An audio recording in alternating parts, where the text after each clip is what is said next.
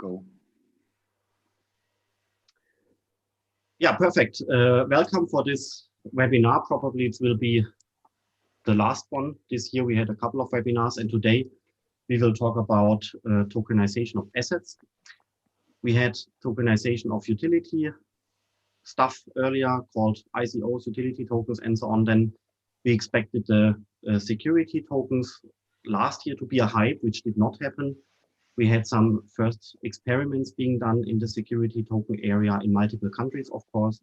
And now I think it's right, the time to talk about the tokenization of assets, whereas assets is, of course, a very broad field. I personally think that inflation might also drive the uprise of real assets that could be happen next year. And that's what we also would like to talk today. Not just real assets, of course, assets in general. And therefore we decided to have this kind of tokenization topic for now.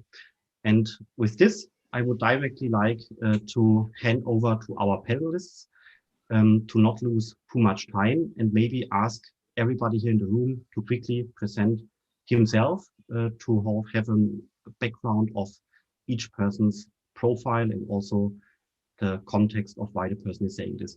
Maybe, Shivas, would you like to start coming from a custody perspective, from a custody tech provider's perspective? Sure. Thanks very much, Philipp, and thank you very much for having me today. So I'm Seamus Donoghue. I'm the VP of Sales and Business Development at Metaco. We're a Swiss software technology company. We've been around since 2015, and I just in the comment on the tokenization space, we originally started in the tokenization, or the founders originally started on tokenization, and they realized that in 2015, we say it didn't necessarily get traction this year. There was even less traction there. I think we were focused on the institutional market. Everyone thought we were crazy. But it did identify that before you can tokenize, you need to provide custody. So we launched the main product, an institutional custody solution in 2018, and effectively our company enables institutions to securely integrate, store, and manage digital assets. Excellent. So this is the custody perspective. Of course, there are no tokens without custody. And of course, you are hearing a lot in the market. That's what we are coming back to later on. Okay, who's next? Christian, maybe you would like to present quickly yourself and your company.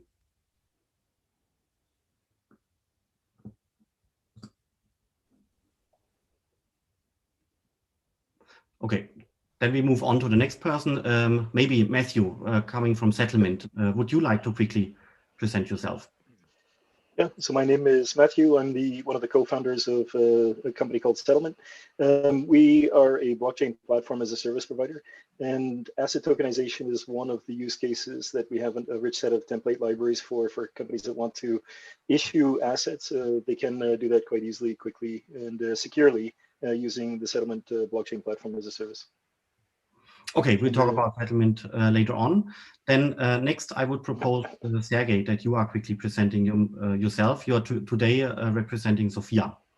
Sure. Hi, everyone. My name is Sergey. I've been working for the past 4 years in the crypto space full-time, and I joined this year Amazing Blocks. I'm the sales lead there, and basically we are a legal tech company where we provide the tokenization of assets. Specifically, we focus on equity tokenization, and there we talk about anything from collectibles over to real estate, shares, and so on and so forth, to make it short. Perfect. And last but not least, of course, Christian, you also please are requested to present yourself. Thanks. Hi, everyone. So I'm Christian. I've co-founded 2 companies. The one is called Mikobo already in 2014. And in Mikobo, we provide infrastructure for issuing tokenized securities and then managing them throughout the entire life cycle. And then in 2018, we've realized that it's one thing to create fungibility and issue security tokens, but what the market is in fact lacking is an infrastructure to settle that, right, and trade them. And this is when we founded Block Size Capital as we believe one of the missing pieces in that infrastructure to actually bridge exchanges and issuance platforms or custody accounts to trade and settle tokenized securities and cryptocurrencies. Excellent. So let's, as a first block for this panel discussion, I would propose that we are talking about the current status of tokenization, and later on we will talk about where we are going maybe next year and the years after. So maybe question to everybody here in this round. What's the status of tokenization right now? What has been tokenized so far? What is possible in which countries, and what's not possible? And how is basically the interest rising, maybe leading to new possibilities next year? So what's the status these days right now in multiple countries? Who would like to start? I can start. From my opinion, or from my perspective, we've seen mostly in this space so far real estate, a lot of demand for real estate tokenization, especially when it comes to fractionalized ownership, mostly commercial real estate properties, not so much the private homeowners, even though there's also a very interesting use case, obviously, renting out partial shares of your home and basically tokenizing that, making it more liquid. But we also have seen, obviously, shares getting tokenized in Germany recently, very interesting use cases, and in Liechtenstein, anything from classic cars over to IP rights and many other interesting things. So this is quickly my insight. Maybe I can add a few use cases that we're seeing being built with the settlement platform. There's a lot of well, financial assets for sure, stocks, bonds, SPVs composed of interest rate swaps, credit default swaps, and an underlying debt instrument. So all kinds of different stuff on the financial market side. Then in the, let's say, the non-security sector, a lot of valuable goods, so real estate being one, of course, but also art. And we're working with another company that's doing a diamond exchange. They're called the Siliquid Diamond, based in Switzerland, in Zug. They're building a platform to have the diamonds that they're working together with Brinks. They have the storage. So the diamonds themselves can sit in the vault, not need to leave the vault, but the exchange of the token that represents the ownership of those diamonds can be transacted on in a very efficient way versus traditional diamond auctions, which charge between 10 to 12% on the buyer side and anywhere from 15 to 20% on the seller side for buying and selling diamonds. So you can bring the cost down dramatically by tokenizing the diamonds and creating an online auction where they can be exchanged.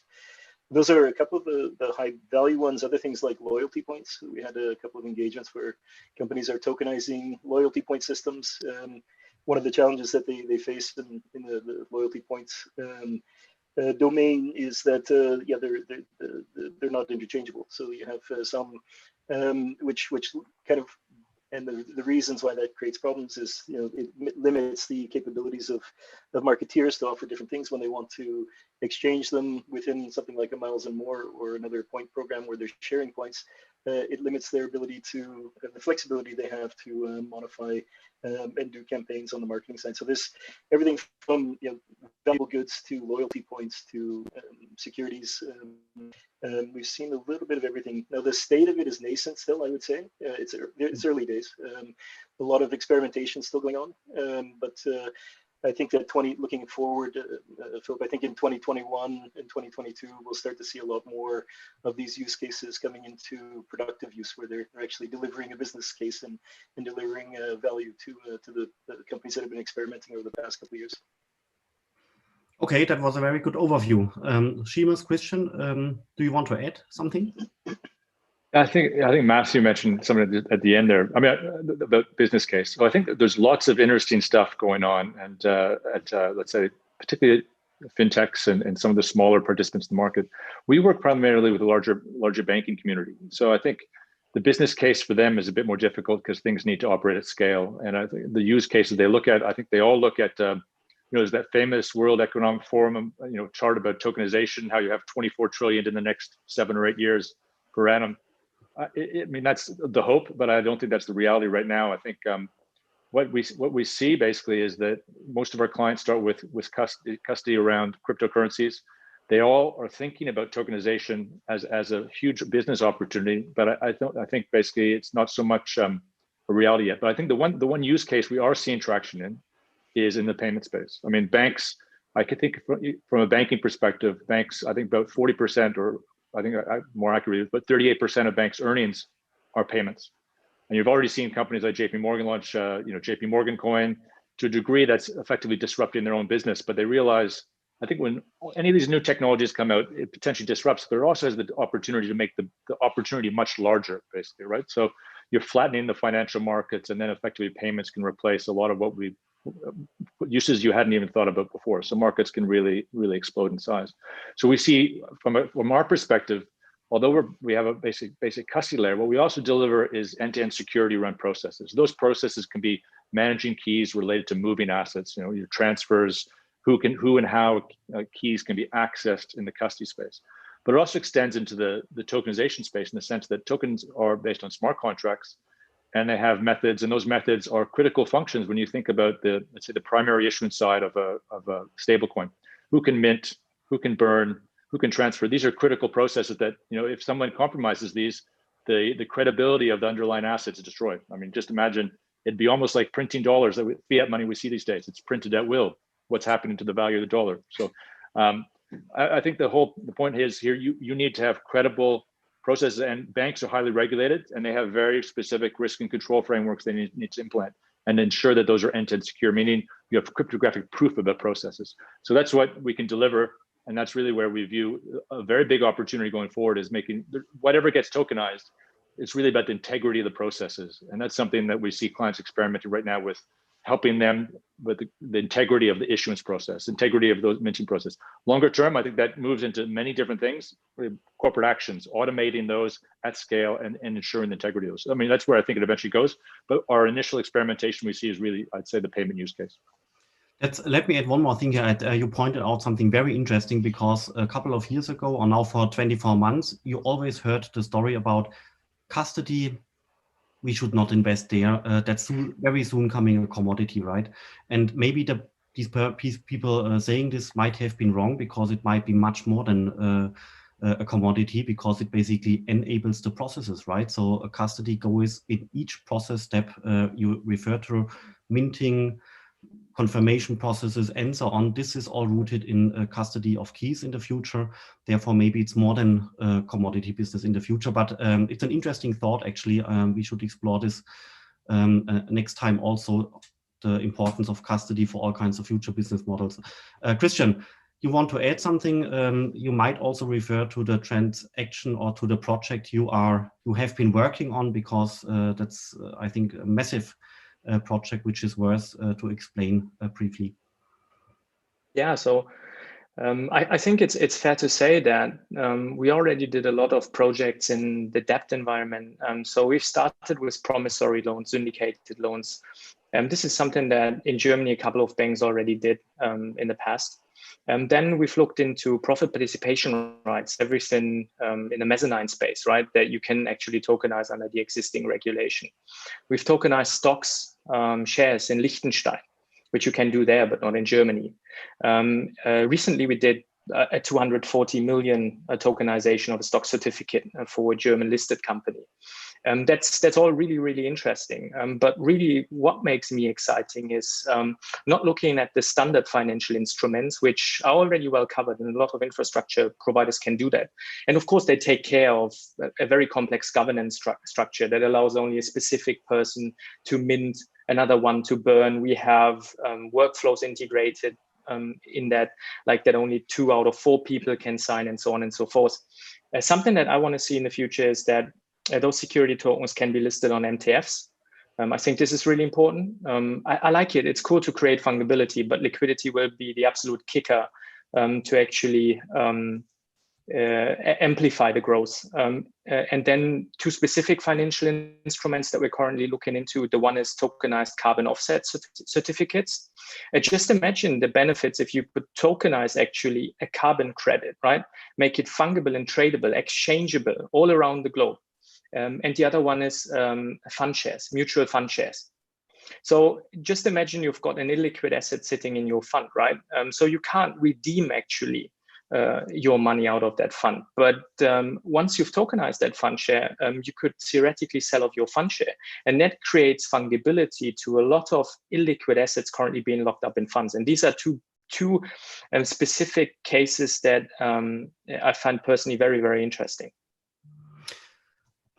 Yeah, excellent point here. So let me quickly summarize what we discussed so far. So we had existing financial instruments such as shares, bonds, and so on. Then we had company structures, has been mentioned by Matthew, for example, SPVs. Then we have existing asset classes out there, real estate, art, diamonds, loyalty points. Then more visionary asset classes, so to say, CO2 certificates, intellectual property rights, machines. We didn't talk about them, but that might also be interesting in the future. So that's basically the type of asset, right? And then we had another dimension talking about the, let's call it financial instrument type.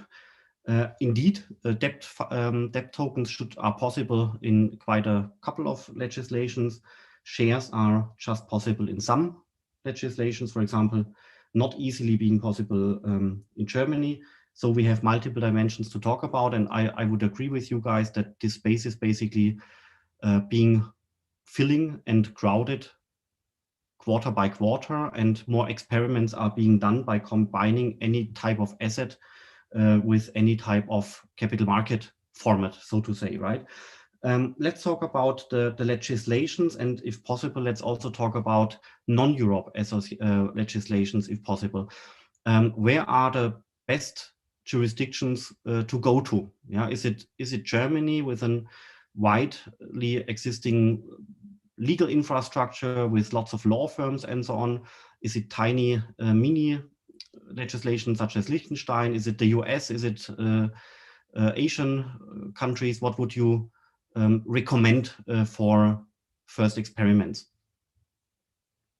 Maybe I can take this one. I'm pretty sure there are a few very great jurisdictions out there, but we at Amazing Blocks, we have decided to incorporate our company in Liechtenstein, specifically due to the TVTG, the Trusted Technologies or Liechtenstein Token Act, in other words, where it's allowed to basically put any right into a so-called token container model and basically also issue shares for any type of asset that you can imagine. And this makes it very suitable for many use cases, I would say. So we have a real token economy basically in Liechtenstein, create those shares, issue SPVs, and can sell it to investors internationally. And from my personal opinion, biased opinion, I would obviously say that Liechtenstein is a very suitable jurisdiction, specifically also because it's part of the European Economic Area. It's sort of not that difficult to have European Union passporting if you want to create a public equity token offering, but also it has those relationships to Switzerland, which is also obviously a very important player in the blockchain space. Okay, and Christian, your project has been done in Germany, also showing that shares can also be tokenized in Germany with a very special construction, right? Yeah, although in fact it's not equity, but yeah, I mean, to ask your question, I think it all depends on where your audience sits and your target market, right? Where do you want to market a specific financial instrument? Who is buying it? We saw that some issuers actually selected Seychelles, for example, as a jurisdiction. You can do that, but you have to ask yourself the question, I mean, how likely is it that actually I can sell the security being issued under that jurisdiction, for example, in the European Union or in US?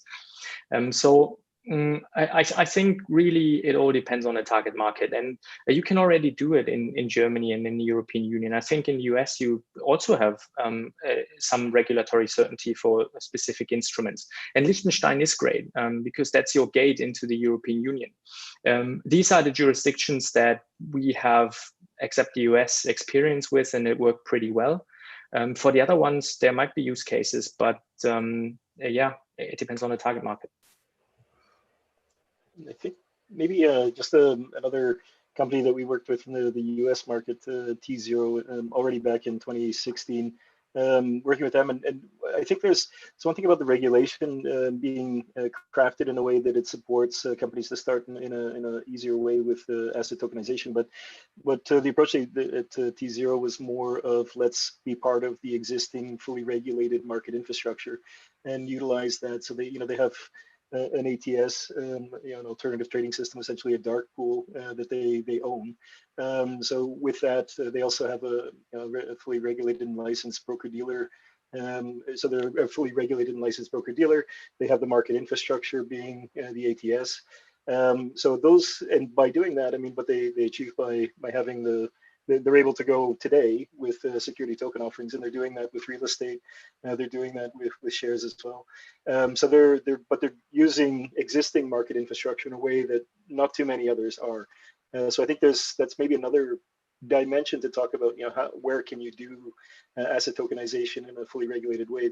The regulation itself may not have to change. You just might have to change the business model somewhat, so that you're leveraging existing market infrastructure, and that's what T0, for example, is doing. And they take the traditional, the protocols used like Fix, for example, and have an augmented Fix protocol that has blockchain attributes tagged onto the protocol, so that they can use the existing market infrastructure, for instance, millisecond matching and execution, and at the same time, the enhanced Fix protocol enables them to clear and settle in a couple of seconds based on the blockchain side of things. So it's a marriage and a hybrid combination and approach that I think has at least enabled them to fit what they want to do, which is offer a security token platform and exchange, but do that with existing already fully regulated market infrastructure. And I think that's not that different from my experience in Europe. If Christian mentioned earlier about having the MTF, when I was looking in my previous life before settlement, back in 2016, we started settlement. But before that, I worked for a bank called KBC in Belgium, and I was I built a crowdfunding platform, traditional, not with tokens or anything, but it was equity crowdfunding. And I went to the regulator and said, what do I need to do in order to put this on blockchain? They said, well, get an MTF license. And that was more or less the only thing that was required. So we can wait for regulation to change, and we can move quicker by adopting some, as long as the price isn't going to crush it, or the reason for it, or the cost of compliance with the MTF regulation in Europe. But I think that seemed at the time to be a rather easy way to step in, if I could put it that way. Yeah, and now on top of that, you need a CSD license in order to list your security token there. So yeah. If you have the big bucks, you can roll pretty quick. We have 2-3 questions coming from the audience. In case people from the audience are having questions, then you're welcome to post them. And Philipp Schulden, my colleague, is passing the questions through to me. So one question would be, what's your opinion about unaccessible tokens, assets, and markets for real estate investors? For example, litigation financing, so things which are not easy to be accessed by retail investors at all. Do you think there is a market for such very specialized financings of projects, or will this be something for 2025 or later? What's your opinion on such very specialized tokenization projects or project finance in general? I would just add feedback that we're seeing. So when we talk to the banks, I'd say in Switzerland, the private banking space, you think about their typical private banking client. Often they're entrepreneurs, they're high net worth people that have started their own business. The feedback we get from private banks is one of their first use cases they're thinking about is actually like a private equity tokenization. Their clients typically could tokenize some of their projects, and they have the qualified high net worth investors in the other side. So I think there's some interest in creating internal marketplaces or a consortium of marketplaces between other private banks. So that is definitely a use case we see very near term. I mean, I think that ultimately these type of things I just described, project financing or private equity, are very interesting. And I think there was a revolution in equity financing when we invented invented like stock, limited stock companies and issuance. And I think just tokenizing that same legal entity is not that interesting, actually, because equity markets work pretty well. But I think it's precisely this idea of special projects, being able to create very targeted portfolios. For example, Christian mentioned carbon credits. I mean, you may want to get an exposure to a big energy company that deals with very carbon intensive industries, but you don't want that part of the business. You just want their green side of the business. I mean, I think the idea is to really rethink how you can get specific exposures to companies. So I think the starting point is specific projects, but I think ultimately, why invest in a company with everything they do? Why not invest in specifically the exposure of a company that you want? And maybe it's geography, maybe it's type of asset class, maybe it's something very specific. I think you create much more interesting portfolios, and I think you create a lot of alpha doing that as well.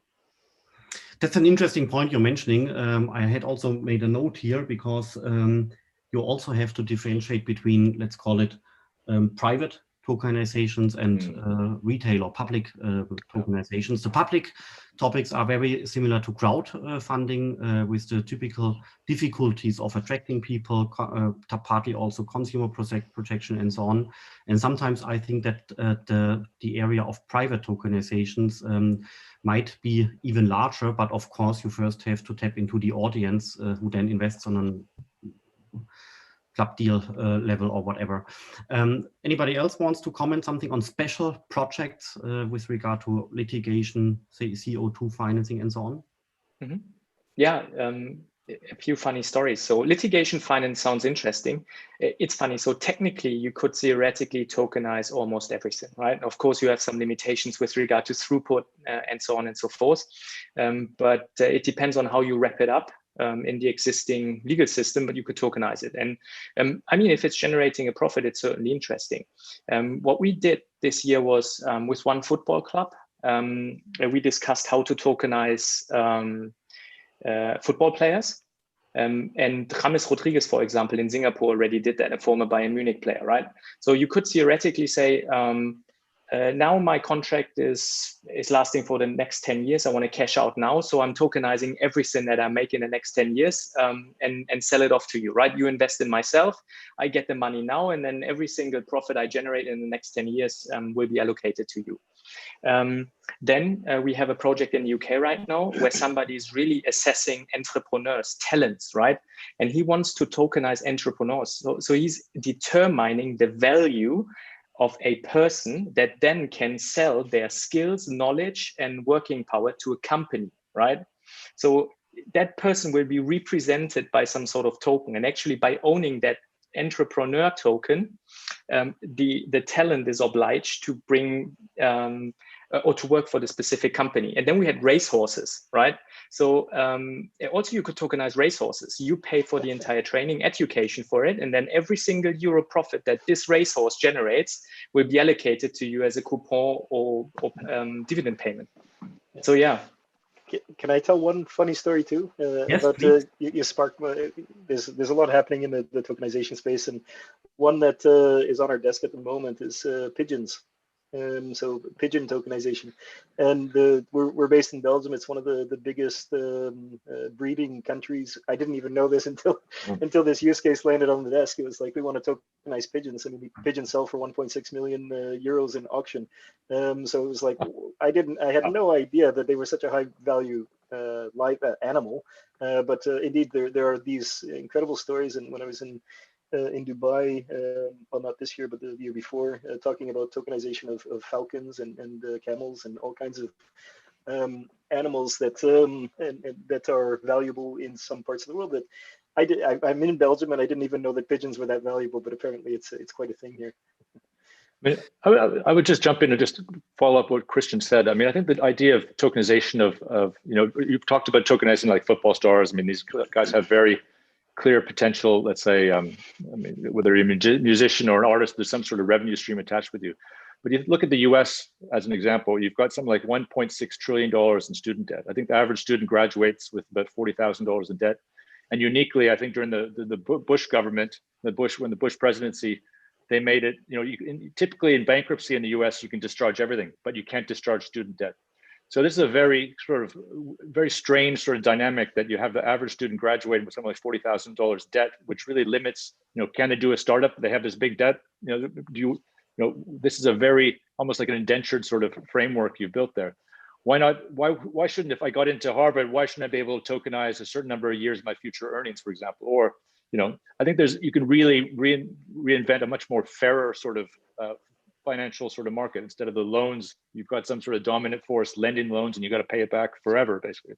I think it's a very exciting sort of opportunities. It may start with superstars, but I think there's very sort of common person applications here. That's a very interesting point. Actually, I also had one person inquiring us at the university for tokenizing whiskey bottles, which also might become very, very valuable here and there. interesting to see this. Of course, it then needs to go to a vault and being secured. So the world of tokenization will be big. If you think this really to the end, then sometimes I question myself, who will actually purchase all these assets? And if you ask this way, then sometimes I think the ultimate bottleneck for tokenization is not anymore the legal framework. It's also not anymore the technology. It's more like access to investors. If I'm and then we are again with the banks, right? And other companies. Would you agree with this statement, or is this a little bit too simplified? I can jump. I'll say maybe share some thoughts on that. I think that indeed the actual technical part of creating a token that represents an asset, even if it's a complex financial product, that's in a couple of weeks you have that done. The more important part for me in terms of getting a secure system in place is looking at what are the smart contract that you've written, the auditing of that to make sure it's secure. And I think this is a bit what Seamus was getting to earlier. And if you, for example, are having transactions that are being derived by oracles, so if there's some kind of a transaction that's going to be done by an oracle, how thoroughly have you vetted the reliability of the oracle? That's a key question that needs to be addressed in this kind of a use case. Is like if we are relying on oracles, there's stuff going on now with consensus-driven, consensus-based oracles. So multiple oracles combined in order to trigger a smart contract transaction. So I think there's more. The actual tokenization of the asset is in fact a bit the easy part. It's indeed making sure that oracles are vetted, looking at possibilities for consensus-based oracles, and auditing the hell out of smart contracts to make sure that nothing goes wrong with it. Those are the more time-intensive parts. I would agree, Philip, with what you say. Basically, I think the issue and what Matthew says, it's not so much the tokenization process, but I think ultimately liquidity around tokenized assets is a fundamental problem. I mean, we have that already right now, that the fragmented liquidity, and you can imagine if the world was tokenized, I don't think the bank's going to make a price in tokenized Seamus or tokenized Philipp, basically. So you need to have some sort of more of a, let's say, a much flatter sort of peer-to-peer model where you have this decentralized bots making prices in everything, basically. I think we're obviously still a little ways from that, but I think that's ultimately what you have to get to, where it's not just large central counterparties, because too many of these assets would be too small for them to care about, I think. How does tokenization of assets goes together with decentralized business models? Because tokenization typically includes some centralized elements, for example, custodying something. So how does this together with decentralized business models? Or specifically asking, so imagine you have an asset and you would love to trade it on a decentralized exchange. Does this somehow work, or is there no way of realizing this? Because you might also think that with tokenization, you have a tendency to be basically in the centralized world, because you're always somehow rooted in a legal framework with the SPV wrapping the asset. Any thoughts on this question? It's a difficult one. I mean, maybe I can take it. We actually have seen, or we currently see, projects working on DEXs, on decentralized exchanges, for example, for security tokens. And I think there's definitely room for that. And actually, it's also maybe where the future lies. Obviously, the question is, what is the regulation again? So that's why the current project that I mean, they actually went to Liechtenstein in order, to not to go the MTF route and basically have the approval of setting up the DEX without too much regulation. Anyways, the question is, as you said, or as you mentioned, what is the route? How do you identify the investors, and how do you ensure that tokens are traded only between the parties that are allowed to have the tokens? And there we might still need a certain KYC AML implementations inside of the DEXs. I don't know how the end solution will look like, but I guess we are getting there. Maybe one point to the liquidity question that you mentioned. I think we can learn also a lot from the decentralized finance space that we have seen recently. There were those limited partners, basically the LPs that are providing the pools and unlocking their assets. And actually, I think we can learn a lot from the infrastructure that they have built, and using this also for tokenized securities, especially when DEXs kind of implement those solutions. So I guess there's a lot to learn from the decentralized finance space in order to implement it in our current structure. Anybody wants to add something on this question? No? Okay. Yeah, I have another question which might sound a little bit crazy. What about legislations around Bermuda, Mauritius? Also, we have seen the blockchain island Malta some time ago. It has sunken somehow, right? I don't hear anything anymore from Malta. What's with these more colorful jurisdictions, so to say? Anybody has an opinion here? Or do we see like a move back to the larger legislations because also in, I don't know, the investor base is larger in Switzerland, UK, Germany, and elsewhere. Any thoughts on this? I mean, I would just maybe kick off that. I mean, I think a lot of it was regulatory arbitrage. I mean, a lot of this business was not very well defined. Let's say, or a lot of the legislation was not very well defined in some of the, let's say, as you described them, the largest jurisdictions. And some businesses, I mean, I think they took advantage that some of the smaller jurisdictions saw this as an opportunity to define themselves. But I think as the legislations have matured elsewhere, I think the reason to stay in Mauritius or Seychelles, wherever it is, are probably not the right reasons, basically. So I think if you started that, I understand, because maybe you weren't allowed to do it in Europe, for example. But I think the regulatory frameworks now are getting better defined. Germany, Switzerland, Liechtenstein, etc. That you can do your business probably in these jurisdictions now. I mean, if you're staying offshore, it's probably might be the wrong reasons. Any other comment? What about the new, if you talk about legislations, what about the potential impact on tokenization of debt, in particular, of the new law, which will pass Germany's parliament probably in around Easter, could be expected? Yeah, the so-called Digital Securities Act, you could translate it to English, focusing on debt financing and also fund financing. Is anybody having an opinion on this? How this might turn out and increase also dynamics in the sector? Any idea, Christian? I like it, and it's a good step in the right direction. However, I'm missing stocks in it, funds, a couple of other instruments, all that. But let's start with passing that specific law and then take it from there. It's a good step, I think. Okay, and if we are talking about how exactly to tokenize asset, this was also one question coming from the audience. The question is, if you are tokenizing something, for example, the question was regarding racehorses, how can you actually do it? Do you have to build a legal entity around it? Do you have wrap the horse into an SPV? Actually, do you have to do it? Who wants to take this question? How can you really make this happen operatively? Go ahead, Christian. I think that's the perfect question for Sergey. Yeah, Sergey, I would think so too. Yeah. Yeah, thanks.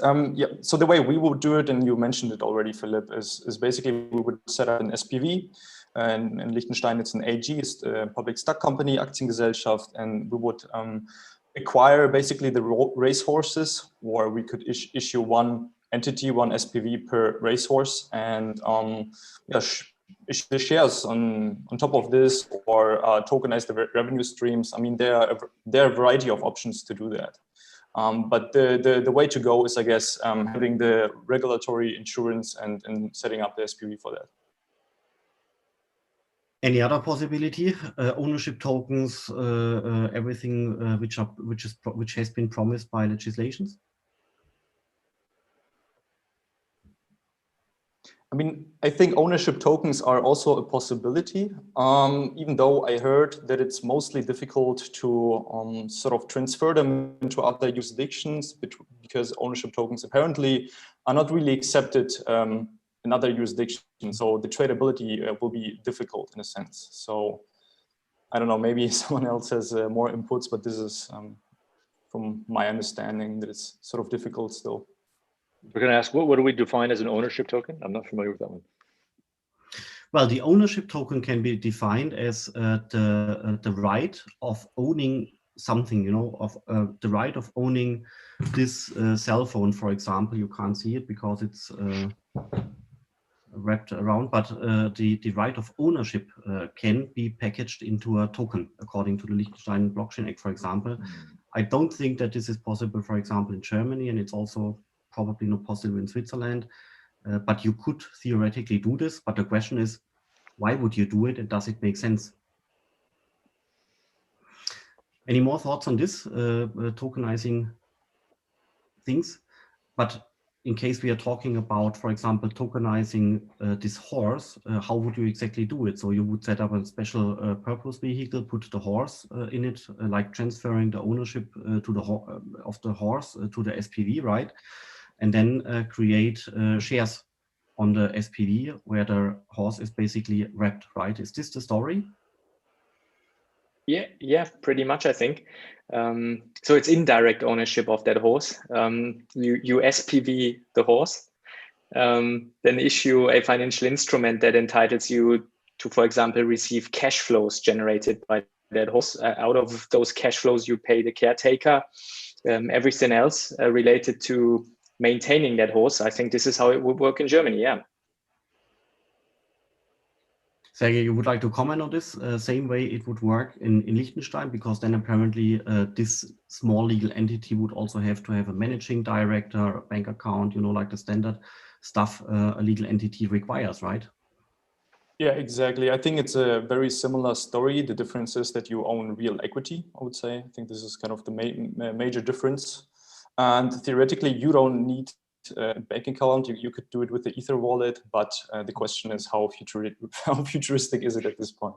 So, yeah. But this then also implies some costs, and given the costs, then the tokenized asset needs to have a specific value above. It does make sense, because then tokenization becomes efficient, and if the asset value is too low, then tokenization might not be efficient. What's your gut feeling, right? What is a minimum value of an asset? How much does it need to be valuable until tokenization makes sense? Because all this structure, legal stuff, admin, and so on, of course, costs a lot of money. Any thoughts here for Switzerland, maybe Seamus, or for Belgium, Matthew, or Liechtenstein or Germany? Any ideas? What's the minimum threshold? I've been asked that question before. Unfortunately, we get more into the technical side, and we don't have the perspective on that. I mean, we were thinking about this question, and obviously, we always talk about a threshold of 5 million euros. I mean, you know, the higher the asset, the more profitable it is for the issuer. But the goal is, of course, also to be able to tokenize smaller values. But then you need a structure which can issue many tokens from one and the same entity or from one and the same holding. And I mean, there are also ways to do that, which we currently explore using, for example, compartments. And it's very early stage, but I think, yeah, we will also get there at some point. Okay, interesting to see. So what would be your outlook for next year? What's happening, say, around Easter? That's 3-4 months from now. What's happening in summer, in autumn, and in Christmas? So, you know, like as a rule of thumb, what will happen next year in terms of asset tokenization? What's your outlook?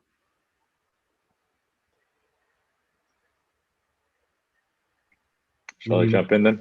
Yes. I mean, I would echo a statement you made earlier in another podcast, or another webinar rather, that one, I think the whole sector is going to be pretty hot. I think I'm quite bullish about the Bitcoin space, and I know that has nothing to do with tokenization, but I think what it does do is get people excited about digital assets.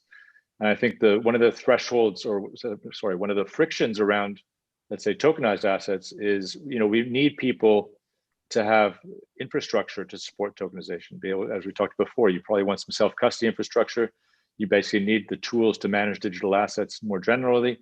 And I think, you know, getting into be able to support, let's say, holding and managing Bitcoin is a great starting point, because, or Ethereum as well, because it gets you there basically in terms of having the right infrastructure and lowers the hurdles before you get involved in the crypto space. So I think the more and more firms that have decided to do this, and we're seeing, I would say, almost at least every week and almost every day, a new institution get in the market. And those institutions bring potentially much broader rails. I mean, we announced, you know, Northern Trust was working with us last week Stan Chart's already there, so it gives a lot. Their reach in terms of clients is significant, and I think, you know, given some of the illiquidity we've had around some of the tokenization projects, and you know, issuance or sort of capital market raising goes to where the liquidity is. So the more pipes or access we have into this space, the more real kind of tokenization of assets become, because it's really about, I think in many ways, it's less a technical issue now and more liquidity basically, right? Obviously there's some regulatory issues, but for what's allowed, I think the main issue is going to be liquidity. Why should they do it? To get cheaper financing, it's a cheaper process, it's more efficient, get a much broader distribution to different investors. I think that becomes very persuasive. So I think as firms build out the infrastructure, this becomes real. And I think this 2021 is really about building that infrastructure. I think 50 to 100,000 in Bitcoin by the end of the year. And in between, basically, that's going to get every institution excited about building infrastructure here. So tokenization, I think, definitely becomes a very real thing. I think payment space is probably the first use case, given the explosive growth we've seen in stable coins. Who wants to add something? Christian, you want to add something on this question? Yeah, so I think that three things will happen in 2021. The first thing is that I believe a lot of financial institutions, of course, anticipating the regulatory change, will move into that. And that means they will provide custody solutions, but also issuance services for corporates, for example. Just the number of RFPs that we've received in 2020 was factor 10 compared to what we've received in 2019. And this is really a strong sign that something is happening in the financial industry.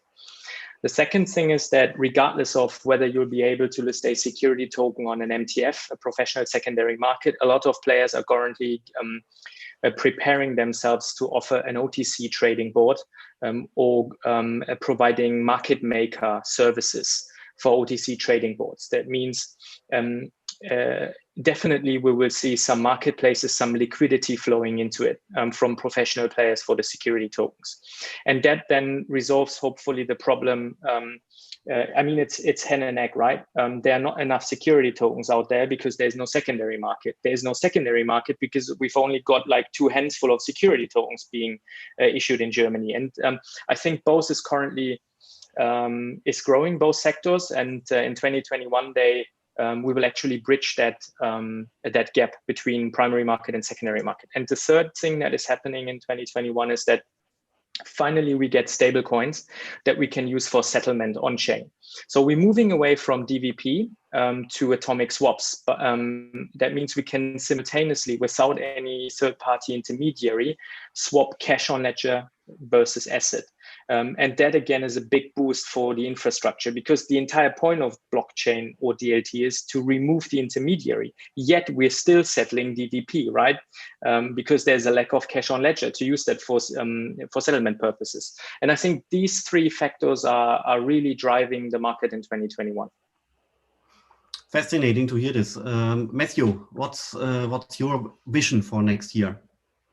Yeah, I think it's hard to follow Seamus and Christian. I think it's a foundational year, and I won't repeat what they've said, but I think in the capital market space, yes, getting the pipes in place is what 2021 will be about. Outside of the capital market space, I think you'll see a lot of the POCs have been building, and we've done probably, I don't know, 15 or 20 of them in 2020. There are at least 3 of them are planning to go live in 2020. So we're going to see some of these use cases that are outside of the capital markets coming into fruition, and it will, as Christian said, not only for the capital markets benefit from having cash on chain, but obviously for other asset classes the same holds. So you can have the atomic transactions taking place when you have the cash on chain. So that's the only thing I would try to add is, it's not only capital markets. I think we're going to see that tokenization of a lot of different asset classes coming on in 2021 as well. Okay, and Sergey, what's your vision for next year? Anything to add? I mean, I basically agree with what has been said so far. I'm mostly excited about seeing the security or the secondary trading market to be developed and the first assets being issued there. And hopefully we will see also some trading going on in Europe. And other than that, I'm personally excited about the use cases around collectibles, because I see this is kind of the use case that is sort of kicking off at this point, and the first platforms and companies are setting up right now. So let's see how this goes. I also very bullish on the tokenization and crypto market. And I add one more point. I agree with you guys, but I add one more point. I think we will start with inflation measuring, plus 10%, plus 15%, and this might then move the investor preferences, especially with regard to retail investors, could happen, right? And then potentially driving money into real assets. And this also includes stocks, of course, Bitcoin, real estate, and all kinds of assets, including horses, whiskeys, and all kinds of things. Let's see, but inflation could really be a not very nice trigger to tokenize specific subsets of assets, in particular real assets. We have 2-3 more questions coming in from the audience. The one question, it perfectly fits to you, Seamus. The question would be, do tokenized assets have to be in custody? I think that's a pretty clear yes to answer this question. So do tokenized assets have to be in custody? But you might want to add more detail around this question and the answer. Well, I think, as you said, I think it's a pretty straightforward answer. But I think the question is it self-custody or third-party custody? Maybe is probably the question. And so the question is about tokenized assets. I think again it comes down to whether it's a security as well, basically. And I think I think one of the issues in the market around custody is it's still relatively complicated. And I think the nice thing about the crypto space, I mean, the whole revolution was supposed to be get rid of intermediaries, but trusting yourself with managing your own keys, not everybody wants to do it. We see that basically there's still a role for trusted intermediaries. So because they already hold the other assets, they're considered your experts in the space, and I think basically people just don't want to go to the effort to understand all the risks of managing their own assets. But I think having it as an option keeps them in potential check. It's a way that you can always it's very quick to exit in the crypto space. It's not like cash in a vault or basically cash in a bank account. You could basically send it to a personal address, personal custody very quickly. So yeah, I don't think it's essential, but I think that's people's preference to still continue to use trusted intermediaries in the space. Okay, perfect. And the next question, I would propose that Christian answers it. The question is not easy to answer, actually. The question is, why does it actually make sense to tokenize something if you can also buy the shares of a company? So regarding the projects you have been referred to, where shares have been tokenized, so why do you actually need tokens when you actually can also purchase the shares of the company? What's the reason? Especially when it is a listed share, right? Because this is the project that we did. Because you could argue, look, there is liquidity, the stock is already listed. But this is an experiment, and blockchain has one big advantage.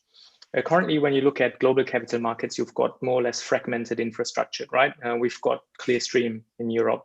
You've got other CSDs in other countries. And in order to actually store stock that has been dematerialized by Clearstream in China or in Russia or in the Emirates, that custody bank needs an interface to Clearstream, right, in order to retrieve the information. And now with Ethereum or other protocols emerging, you all of a sudden have the chance to utilize one international new infrastructure layer, right, that is just universal. That means everybody, regardless of where the investor sits, of course, there's AML regulation and other regulation, but technically, right, you can open your Ethereum wallet in every country in the world and access technically that security, interact with it, store it, buy it, sell it. And I think this is really, really exciting about blockchain, because just look at the current protocols. And I think what blockchain manages is to provide an international universal technical layer for transferring assets across borders. And this is actually the point of that project. So that's a cross-border reason, which makes sense, referring also to blockchain being a universal layer for moving assets, storing assets, managing assets across the globe. Okay, with this, I think we are soon approaching the end of this session. We have one last question for everybody. The question is also coming from the audience. And the question is, where can I read all this on the internet? Where can I learn all this? What do I have to do when I want to get deeper into these topics? That could be your personal recommendations for the cozy days around Christmas and New Year's Eve, and nobody writes emails, and LinkedIn is basically switched off and not so noisy. So what would you recommend people to read? Can I start with that? Yes, I'm actually I'm gonna up the ante. Who would like in the audience to create their own tokens? Instead of reading about it, why not practice it? Settlement has a free trial demo. Anyone who wants to go in and do up the you can tokenize. There's a whole bunch of templates for bonds, for shares, for loyalty points, all kinds of template cases in there. If you have a little bit of technical background, you can go and sign up for the free trial, do the installation of the infrastructure, get into the integrated development environment with all the templates, and create your own bonds, create your own shares, create your own pigeons if you want, or horses, whatever the asset you want to create. Why not spend your Christmas, if you have a couple hours, actually creating your own token? So you can tokenize yourself as well, or Santa Claus, I don't know, whatever you want. So you would vote for acting, not reading. So do something, sit down, code, program, whatever, but don't read, so to say, Matthew, right? There's lots of documentation in there. So if you want to read, the documentation's there, but I'm an action guy. Okay, excellent. Any other recommendations? I mean, a little self-serving, I would say, I think your Frankfurt School, Disrupt webinars. I mean, you guys have put out some great material. I mean, I think that without reading, you can listen to, the back catalog you guys have of different webinars and the papers you put out as well, Philipp. I think that's a great resource. Thanks. And Sergey, you would probably recommend the Liechtenstein token to read. That's 370 pages, right? Yeah, you could start there, or maybe some sort of summary. But also, I recommend to go to amazingblogs.io. We write a lot of news articles ourselves and publish them every week, and you get a lot of interesting use cases that you can read about everything that we have discussed today. So check it out. And Christian, what's your recommendation to get into the topic?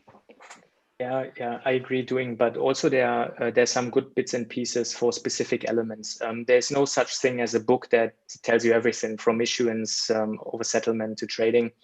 I think something that I really enjoyed reading is the documentation of the project Yubin in Singapore, which is about settlement.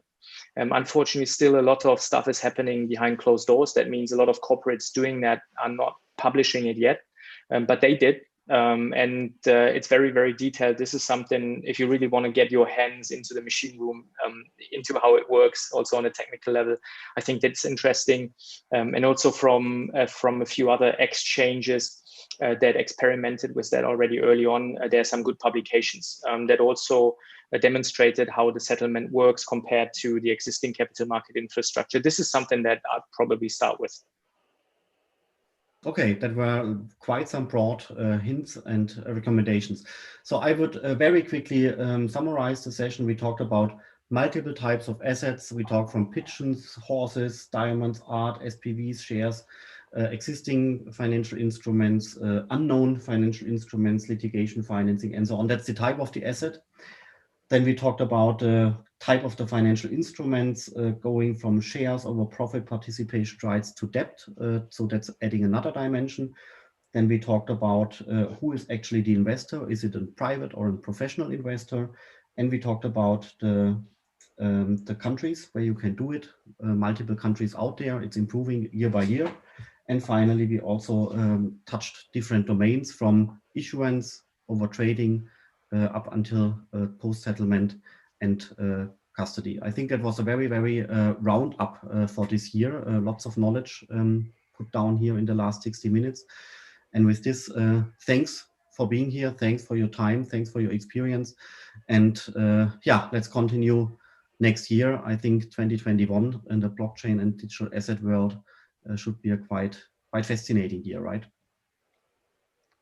Absolutely. Thanks, Philipp. Absolutely. Thanks very much. Thanks. Happy holidays, everyone. All right. Take care. Yes. Bye-bye.